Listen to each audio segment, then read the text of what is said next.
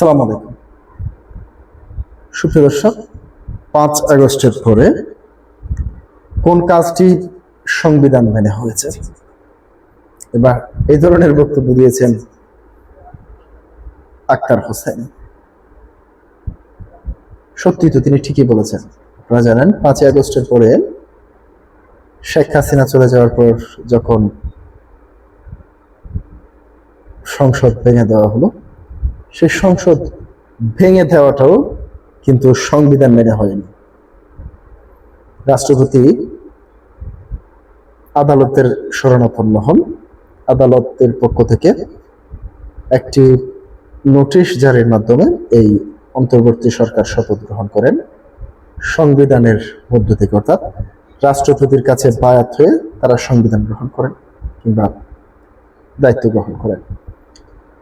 এরপর থেকেই অন্তর্বর্তীকালীন সরকারের প্রত্যেকটি কাজ সংবিধান বিরোধী আচরণ আমরা দেখতে পেয়েছি। যেমন রাষ্ট্রপতি অপসারণের বিভিন্ন ধরনের চেষ্টা থেকে শুরু করে বিভিন্ন অধ্যাদেশ জারি, প্রায় অধ্যাদেশই সংবিধানের বাইরে থেকে হয়েছে। যেমন তারা কিছু সংবিধান মানলেও আর বেশিরভাগ ক্ষেত্রেই সংবিধান তারা ছুঁড়ে ফেলে দিয়েছে। যদি অন্য কোনো সরকার ক্ষমতায় আসে, বর্তমান সংবিধান যদি থেকে যায়, তাহলে একদিন না একদিন এই সমস্ত অন্তর্বর্তী সরকারের যারা উপদেষ্টারা রয়েছেন, তার পাশাপাশি যারা এই জেনজি কিংবা যারা জুলাই অভ্যুত্থানে অংশগ্রহণ করেছেন, প্রত্যেকেরই সংবিধান ভঙ্গের দায়ে সর্বোচ্চ শাস্তি পেতে হতে পারে। এবার সংসদে আক্তার হোসেন যে বক্তব্য দিয়েছেন সেটি আপনাদের সামনে একটু তুলে ধরছি। সংবিধান সংস্কার পরিষদের অধিবেশন না ডেকে ক্ষমতাসীন দল বিএনপির পক্ষ থেকে সংবিধানের যে প্রশ্ন তোলা হচ্ছে তার পাল্টা জুলাই অভ্যুত্থানের পরের ঘটনাক্রম তুলে ধরেছেন জাতীয় নাগরিক পার্টি এনসিপির সদস্য সচিব আক্তার হোসেন।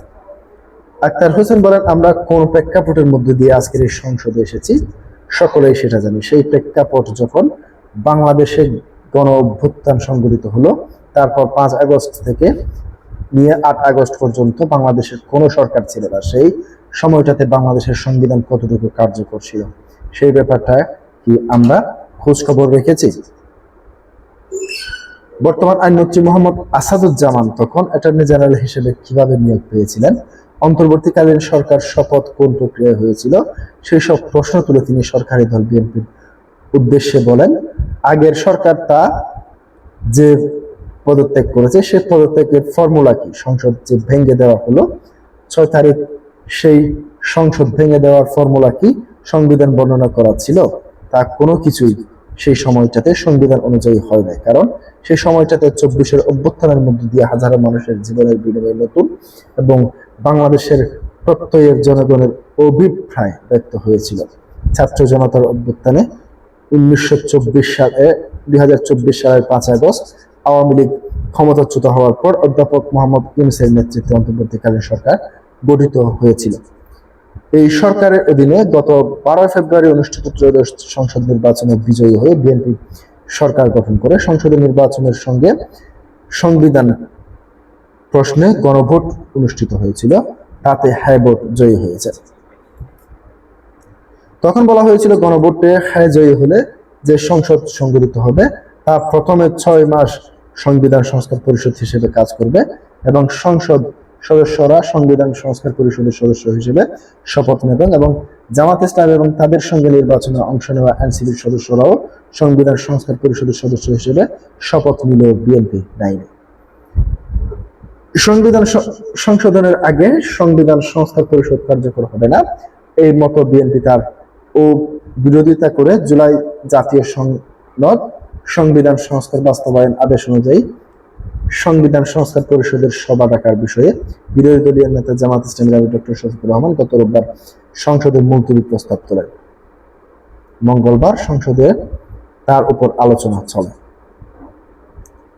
এনসিপির সদস্য সচিব আক্তার হোসেন অন্তর্বর্তী সরকারের আমলে জাতীয় ঐকমত্য কমিশন সংস্কার নিয়ে আলোচনার প্রশ্ন তুলে ধরেন। সেই আলোচনা এক প্রান্তে গিয়ে যখন জুলাই সনদ বাস্তবায়নের প্রসঙ্গ আসে, সেটা নিয়ে আমরা কয়েক দফায় আলোচনা করেছি। সেই আলোচনায় আজকে স্বরাষ্ট্রমন্ত্রী সালাউদ্দিন সাহেব সেখানে উপস্থিত ছিলেন, জোনায়েদ সাকিব ভাই সেখানে উপস্থিত ছিলেন, নুরুল হক নূর উপস্থিত ছিলেন, শাহাদাত হোসেন সেলিম সেখানে উপস্থিত ছিলেন। এতগুলো মানুষ সরকারি দলের বেঞ্চে তারা বসে আছেন, তারা ঐক্যমত্য কমিশনের উপস্থিত হয়েছিলেন। ঐক্যমত্য কমিশনে জুলাই সনদ বাস্তবায়নের ব্যাপারটা সকলের মধ্যে আলোচিত হয়েছিল। সেই আলোচনার প্রসঙ্গ তারা সংসদে এসে কিভাবে ভুলে গেলেন সেটা আমি তাদের কাছে জানতে চাই। প্রধানমন্ত্রী ও বিএনপি চেয়ারম্যান তারেক রহমানের উদ্দেশ্যে আক্তার হোসেন বলেন, তারেক রহমান আমাদের প্রধানমন্ত্রী। তিনি 30শে জানুয়ারি রংপুর আবু সাইদের জন্মভূমিতে দাঁড়িয়ে বলেছিলেন, দয়া করে গণভোটে হায় দিন, দয়া করে গণভোটে হায় দেওয়ার কথা বলে তারা এখন বসে গণভোটের রায় মানতে কেন চায় না? সেই প্রশ্নটা আমরা প্রধানমন্ত্রীর কাছে করতে চাই। প্রিয় দর্শক, আজকে পর্যন্তই। আসসালামু আলাইকুম।